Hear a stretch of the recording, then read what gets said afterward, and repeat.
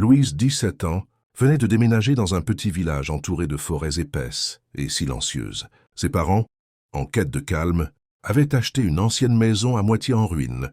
Mais dès la première nuit, Louise entendit des chuchotements provenant des arbres, des voix graves, presque animales, qui semblaient murmurer son prénom. « C'est le vent », dit sa mère, « ou peut-être des chouettes. » Mais Louise savait que ce n'était pas le vent. Elle voyait des ombres bouger entre les troncs, même en plein jour. Parfois, elle avait l'impression qu'on l'observait, toujours au même endroit, le vieux chêne au fond du jardin. Un arbre gigantesque, dont le tronc semblait fendu comme une bouche. Un soir, poussée par une force étrange, elle s'approcha du chêne. En touchant l'écorce, une sensation glacée traversa sa peau. Soudain, elle vit quelque chose.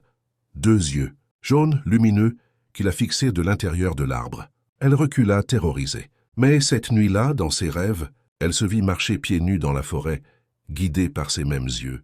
Le lendemain, elle retrouva de la boue séchée sur ses pieds. Avait-elle vraiment rêvé? Elle se confia à un vieil homme du village. Il pâlit en entendant son récit. « Tu as été choisi, » murmura-t-il. « La forêt veut parler.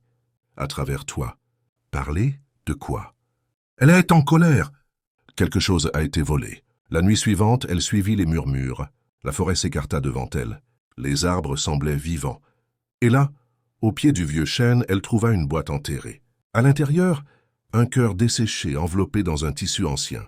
Une voix gronda dans sa tête. « Rends-le » Elle hurla, jeta la boîte au sol. Le sol se mit à trembler. Des racines surgirent, l'enlacèrent.